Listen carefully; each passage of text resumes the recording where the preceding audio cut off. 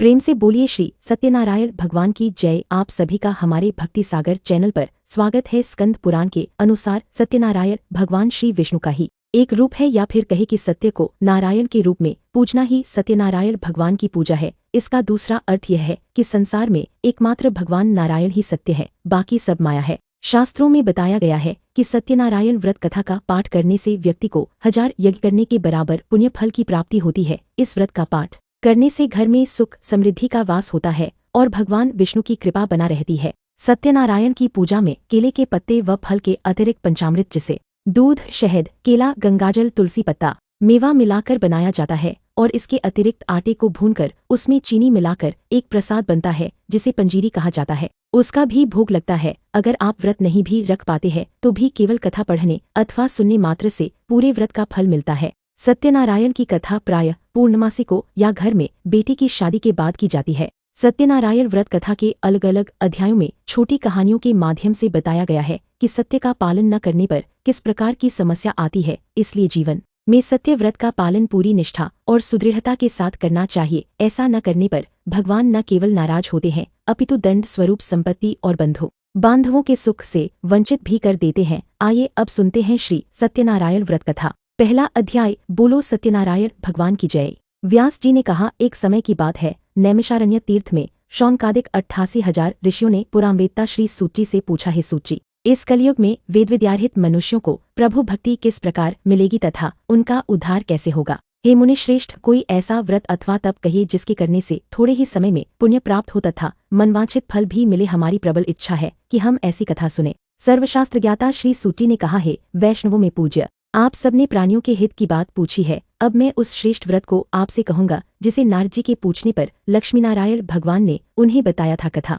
इस प्रकार है, आप सब सुने। एक समय देवर्षि नारद जी दूसरों के हित की इच्छा से सभी लोकों में घूमते हुए मृत्युलोक में आ पहुंचे। यहाँ अनेक योनियों में जन्मे प्रायः सभी मनुष्यों को अपने कर्मों के अनुसार कई दुखों से पीड़ित देखकर उन्होंने विचार किया कि किस यत्न के करने से प्राणियों के दुखों का नाश होगा। ऐसा मन में विचार कर श्री नारद विष्णुलोक गए। वहां श्वेतवर्ण और 4 भुजाओं वाले देवों के ईश नारायण को, जिनके हाथों में शंख, चक्र, गदा और पद्म थे तथा वरमाला पहने हुए थे, देखकर स्तुति करने लगे। नारद जी ने कहा, हे भगवान, आप अत्यंत शक्ति से संपन्न हैं। मन तथा वाणी भी आपको नहीं पा सकती। आपका आदि मध्यांत भी नहीं है। आप निर्गुण स्वरूप सृष्टि के कारण भक्तों के दुखों को नष्ट करने वाले हो। आपको मेरा नमस्कार है। नारद जी से इस प्रकार की स्तुति सुनकर विष्णु बोले, हे मुनिश्रेष्ठ, आपके मन में क्या है? आपका किस काम के लिए यहाँ आगमन हुआ है? निसंकोच कहें। तब नारद मुनि ने कहा, मृत्युलोक में सब मनुष्य जो अनेक योनियों में पैदा हुए हैं, अपने अपने कर्मों द्वारा अनेक प्रकार के दुखों से पीड़ित हैं। हे नाथ,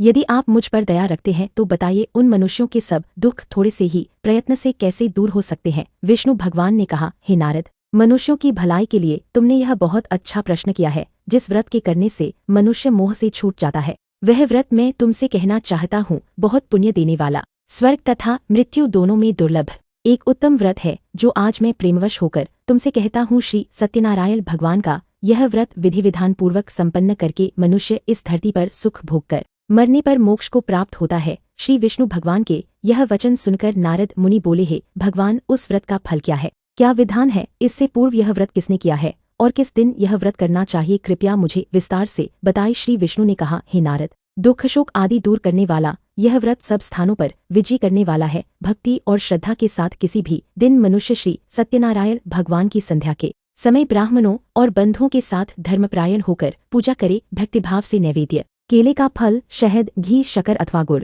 दूध और गेहूं का आटा सवाया ले। गेहूं के अभाव में साठी का चूर्ण भी ले सकते हैं। इन सबको भक्तिभाव से भगवान को अर्पण करे। बंधु बांधवों सहित ब्राह्मणों को भोजन कराए। इसके पश्चात स्वयं भोजन करे। रात्रि में नृत्य गीत आदि का आयोजन कर श्री सत्यनारायण भगवान का स्मरण करता हुए समय व्यतीत करे। कलिकाल में मृत्युलोक में यही एक लघु उपाय है जिससे अल्प समय और अल्प धन में महान पुण्य प्राप्त हो सकता है। इति श्री सत्यनारायण कथा प्रथम अध्याय संपूर्ण।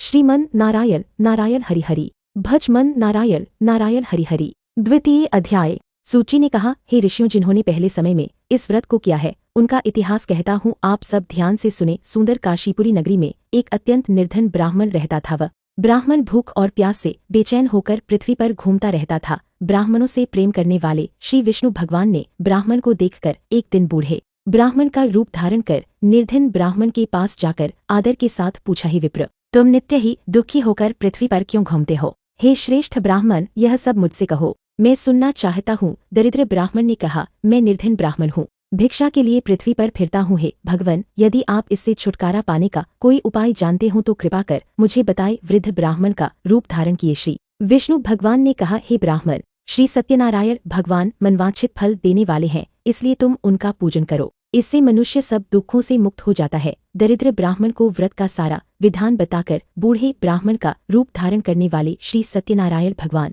अंतर्ध्यान हो गए। जिस व्रत को वृद्ध ब्राह्मण ने बताया है, मैं उसको अवश्य करूंगा, ये निश्चय कर वह दरिद्र ब्राह्मण घर चला गया। परंतु उस रात्रि उस दरिद्र ब्राह्मण को नींद नहीं आई। अगले दिन वह जल्दी उठा और श्री सत्यनारायण भगवान का व्रत करने का निश्चय कर भिक्षा मांगने के लिए चल दिया। उस दिन उसको भिक्षा में बहुत धन मिला, जिससे उसने पूजा का सामान खरीदा और घर आकर अपने बंधु बांधवों के साथ भगवान श्री सत्यनारायण का व्रत किया। इसके करने से वह दरिद्र ब्राह्मण सब दुखों से छूटकर अनेक प्रकार की संपत्तियों से युक्त हो गया। तभी से वह विप्र हर मास व्रत करने लगा। इसी प्रकार सत्यनारायण भगवान के व्रत को जो शास्त्र विधि के अनुसार करेगा, वह सब पापों से छूटकर मोक्ष को प्राप्त होगा। आगे जो मनुष्य पृथ्वी पर श्री सत्यनारायण भगवान का व्रत करेगा, वह सब दुखों से छूट जाएगा। इस तरह नारजी से सत्यनारायण भगवान का कहा हुआ व्रत मैंने तुमसे कहा, ही विप्रो, अब आप और क्या सुनना चाहते हैं, मुझे बताए। ऋषियों ने कहा, हे मुनीश्वर, संसार में इस विप्र से सुनकर किस किस ने इस व्रत को किया, यह हम सब सुनना चाहते हैं, इसके लिए हमारे मन में श्रद्धा है। श्री सूची ने कहा, हे मुनियों, जिस जिस प्राणी ने इस व्रत को किया है, उन सब की कथा सुनो। एक समय वह ब्राह्मण धन और ऐश्वर्य के अनुसार बंधु बांधवों के साथ अपने घर पर व्रत कर रहा था। उसी समय एक लकड़ी बेचने वाला बूढ़ा व्यक्ति वहां आया। उसने सिर पर रखा लकड़ियों का गट्ठर बाहर रख दिया और विप्र के मकान में चला गया। प्यास से व्याकुल लकड़हारे ने विप्र को व्रत करते देखा, वह प्यास को भूल गया। उसने उस विप्र को नमस्कार किया और पूछा, हे विप्र, आप यह किसका पूजन कर रहे हैं? इस व्रत से आपको क्या फल मिलता है? कृपा करके मुझे बताए। ब्राह्मण ने कहा, सब मनोकामनाओं को पूरा करने वाला यह श्री सत्यनारायण भगवान का व्रत है, इनकी ही कृपा से मेरे यहाँ धन धान्य आदि की वृद्धि हुई। विप्र से इस व्रत के बारे में जानकर वह लकड़हारा बहुत प्रसन्न हुआ। भगवान का चरणामृत ले और भोजन करने के बाद वह अपने घर को चला गया। अगले दिन लकड़हारे ने अपने मन में संकल्प किया कि आज ग्राम में लकड़ी बेचने से जो धन मिलेगा, उसी से भगवान सत्यनारायण का उत्तम व्रत करूंगा। मन में ऐसा विचार कर वह लकड़हारा लकड़ियों का गट्ठर अपने सिर पर रखकर जिस नगर में धनवान लोग रहते थे, वहां गया। उस दिन उसे उन लकड़ियों के चौगुने दाम मिले। वह बूढ़ा लकड़हारा अति प्रसन्न होकर पके केले, शक्कर, शहद, घी, दुग्ध, दही और गेहूं का चूर्ण इत्यादि श्री सत्यनारायण भगवान के व्रत की सभी सामग्री लेकर अपने घर आ गया। फिर उसने अपने बंधु बांधवों को बुलाकर विधि विधान के साथ भगवान का पूजन और व्रत किया। उस व्रत के प्रभाव से वह बूढ़ा लकड़हारा धनपुत्र आदि से युक्त हुआ और संसार के समस्त सुख भोग कर बैकुंठ को चला गया। इति श्री सत्यनारायण कथा द्वितीय अध्याय संपूर्ण। श्रीमन नारायण नारायण हरिहरि भज मन नारायण नारायण हरिहरि। तृतीय अध्याय। श्री सूची ने कहा, हे श्रेष्ठ मुनियों, अब एक और कथा कहता हूँ। पूर्व काल में उल्कामुख नाम का एक बुद्धिमान राजा था। वह सत्यवक्ता और जितेंद्री था। प्रतिदिन देवस्थानों पर जाता तथा गरीबों को धन देकर उनके कष्ट दूर करता था। उसकी पत्नी सुंदर और सती साध्वी थी। भद्रशिला नदी के तट पर उन दोनों ने श्री सत्यनारायण भगवान का व्रत किया। उस समय वहां साधु नामक एक वैश्य आया। उसके पास व्यापार के लिए बहुत सा धन था। राजा को व्रत करते देख उसने विनय के साथ पूछा, हे राजन, भक्तियुक्त चित्त से यह आप क्या कर रहे हैं? मेरी सुनने की इच्छा है, कृपया आप मुझे भी बताइए। महाराज, उल्कामुख ने कहा, हे साधु वैश्य, मैं अपने बंधु बांधवों के साथ पुत्रादि की प्राप्ति के लिए महाशक्तिमान सत्यनारायण भगवान का व्रत व पूजन कर रहा हूँ। राजा के वचन सुनकर साधु नामक वैश्य ने आदर से कहा, हे राजन, मुझे भी इसका सब विधान बताइए। मैं भी आपके कथानुसार इस व्रत को करूंगा। मेरे यहाँ भी कोई संतान नहीं है। मुझे विश्वास है कि इससे निश्चय ही मेरे यहाँ भी संतान होगी। राजा से सब विधान सुन व्यापार से निवृत्त हो वह वैश्य खुशी खुशी अपने घर आया। वैश्य ने अपनी पत्नी लीलावती से संतान देने वाले उस व्रत का समाचार सुनाया और प्रण किया कि जब हमारे यहाँ संतान होगी तब मैं इस व्रत को करूंगा। एक दिन उसकी पत्नी लीलावती सांसारिक धर्म में प्रवृत्त होकर गर्भवती हो गई। 10वें महीने में उसने एक सुंदर कन्या को जन्म दिया। कन्या का नाम कलावती रखा गया। इसके बाद लीलावती ने अपने पति को स्मरण दिलाया कि आपने जो भगवान का व्रत करने का संकल्प किया था, अब आप उसे पूरा कीजिए। साधु वैश्य ने कहा, हे प्रिय, मैं कन्या के विवाह पर इस व्रत को करूंगा। इस प्रकार अपनी पत्नी को आश्वासन दे वह व्यापार करने चला गया। काफी दिनों पश्चात वह लौटा तो उसने नगर में सखियों के साथ अपनी पुत्री को खेलते देखा वैश्य ने तत्काल एक दूत को बुलाकर कहा कि उसकी पुत्री के लिए कोई सुयोग्य वर की तलाश करो। साधु नामक वैश्य की आज्ञा पाकर दूत कंचननगर पहुंचा और उनकी लड़की के लिए एक सुयोग्य वनिक पुत्र ले आया। वनिक पुत्र को देखकर साधु नामक वैश्य ने अपने बंधु बांधों सहित प्रसन्नचित्त होकर अपनी पुत्री का विवाह उसके साथ कर दिया। वैश्य विवाह के समय भी सत्यनारायण भगवान का व्रत करना भूल गया। इस पर श्री सत्यनारायण भगवान क्रोधित हो गए। उन्होंने वैश्य को श्राप दिया कि तुम्हें दारुण दुख प्राप्त होगा। अपने कार्य में कुशल साधु नामक वैश्य अपनी जमाता सहित नावों को लेकर व्यापार करने के लिए समुद्र के समीप स्थित रत्नसारपुर नगर में गया। दोनों ससुर जमाई चंद्रकेतु राजा के नगर में व्यापार करने लगे। एक दिन भगवान सत्यनारायण की माया से प्रेरित एक चोर राजा का धन चुराकर भागा जा रहा था। राजा के दूतों को अपने पीछे आते देखकर चोर ने घबराकर राजा के धन को उसी नाव में चुपचाप रख दिया जहां वे ससुर जमाई ठहरे थे। ऐसा करने के बाद वह भाग गया। जब दूतों ने उस साधु वैश्य के पास राजा के धन को रखा देखा तो ससुर माता दोनों को बांध कर ले गए और राजा के समीप जाकर बोले, हम ये दो चोर पकड़कर लाए हैं, कृपया बताएं कि इन्हें क्या सजा दी जाए। राजा ने बिना उन दोनों की बात सुने ही उन्हें कारागार में डालने की आज्ञा दे दी। इस प्रकार राजा की आज्ञा से उनको कठिन कारावास में डाल दिया गया तथा उनका धन भी छीन लिया गया। सत्यनारायण भगवान के श्राप के कारण साधु वैश्य की पत्नी लीलावती व पुत्री कलावती भी घर पर बहुत दुखी हुई। उनके घरों में रखा धन चोर ले गए। एक दिन शारीरिक व मानसिक पीड़ा तथा भूख प्यास से अति दुखित हो भोजन की चिंता में कलावती एक ब्राह्मण के घर गई। उसने ब्राह्मण को श्री सत्यनारायण भगवान का व्रत करते देखा। उसने कथा सुनी तथा प्रसाद ग्रहण कर रात को घर आई। माता ने कलावती से पूछा, हे पुत्री, तू अब तक कहाँ रही व तेरे मन में क्या है? कलावती बोली, हे माता, मैंने एक ब्राह्मण के घर श्री सत्यनारायण भगवान का व्रत होते देखा है। कलावती के वचन सुनकर लीलावती ने सत्यनारायण भगवान के पूजन की तैयारी की। उसने परिवार और बंधुओं सहित श्री सत्यनारायण भगवान का पूजन व व्रत किया और वर मांगा कि मेरे पति और दामाद शीघ्र ही घर वापस लौट आए। साथ ही भगवान से प्रार्थना की कि हम सबका अपराध क्षमा करो। श्री सत्यनारायण भगवान इस व्रत से संतुष्ट हो गए। उन्होंने राजा चंद्रकेतु को स्वप्न में दर्शन देकर कहा, हे राजन, जिन दोनों वैश्यों को तुमने बंदी बना रखा है वे निर्दोष हैं, उन्हें प्रातः ही छोड़ दो, अन्यथा मैं तेरा धन राज्य पुत्रादि सब नष्ट कर दूंगा। राजा से ऐसे वचन कहकर भगवान अंतर्ध्यान हो गए। प्रातःकाल राजा चंद्रकेतु ने सभा में सबको अपना स्वप्न सुनाया और सैनिकों को आज्ञा दी कि दोनों वनिक पुत्रों को कैद से मुक्त कर सभा में लाया जाए। दोनों ने आते ही राजा को प्रणाम किया। राजा ने उनसे कहा, हे महानुभावों, तुम्हें भावीवश ऐसा कठिन दुख प्राप्त हुआ है, अब तुम्हें कोई भय नहीं है, तुम मुक्त हो। ऐसा कहकर राजा ने उनको नए नए वस्त्राभूषण पहनवाए तथा उनका जितना धन लिया था उससे दूना लौटाकर आदर से विदा किया। दोनों वैश्य अपने घर को चल दिए। इति श्री सत्यनारायण कथा तृतीय अध्याय संपूर्ण।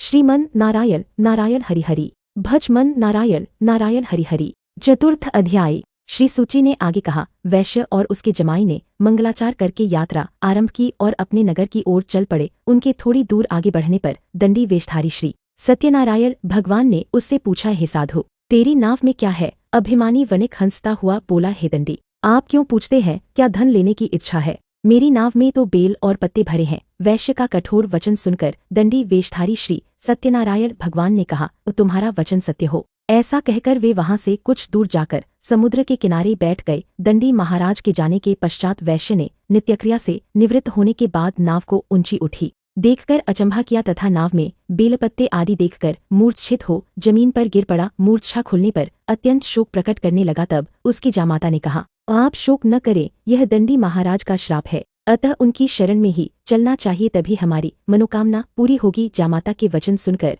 वह साधु नामक वैश्य दंडी महाराज के पास पहुंचा और भक्तिभाव से प्रणाम करके बोला, मैंने जो आपसे असत्य वचन कहे थे उसके लिए मुझे क्षमा करे। ऐसा कहकर वैश्य रोने लगा। तब दंडी भगवान बोले, हे वनिक पुत्र, मेरी आज्ञा से तुझे बार बार दुख प्राप्त हुआ है, तू मेरी पूजा से विमुख हुआ है। साधु नामक वैश्य ने कहा, हे भगवान, आपकी माया से ब्रह्मा आदि देवता भी आपके रूप को नहीं जान पाते, तब मैं अज्ञानी भला कैसे जान सकता हूँ? आप प्रसन्न होइए, मैं अपनी सामर्थ्य के अनुसार आपकी पूजा करूंगा। मेरी रक्षा करो और पहले के समान मेरी नौका को धन से पूर्ण कर दो। उसके भक्तियुक्त वचन सुनकर श्री सत्यनारायण भगवान प्रसन्न हो गए और उसकी इच्छानुसार वर देकर अंतर्ध्यान हो गए। तब ससुर व जामाता दोनों ने नाव पर आकर देखा कि नाव धन से परिपूर्ण है। फिर वह भगवान सत्यनारायण का पूजन कर जामाता सहित अपने नगर को चला। जब वह अपने नगर के निकट पहुंचा तब उसने एक दूत को अपने घर भेजा। दूत ने साधु नामक वैश्य के घर जाकर उसकी पत्नी को नमस्कार किया और कहा, आपके पति अपने दामाद सहित इस नगर के समीप आ गए हैं। लीलावती और उसकी कन्या कलावती उस समय भगवान का पूजन कर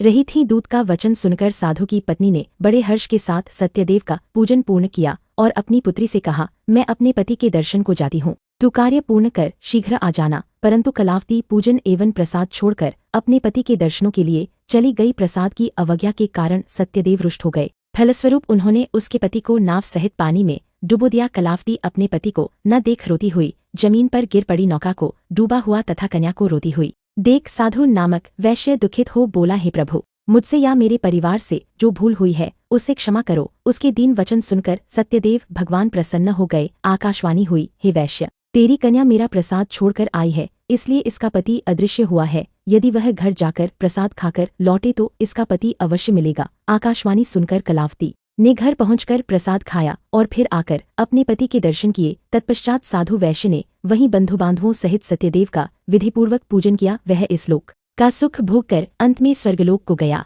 इति श्री सत्यनारायण कथा चतुर्थ अध्याय संपूर्ण।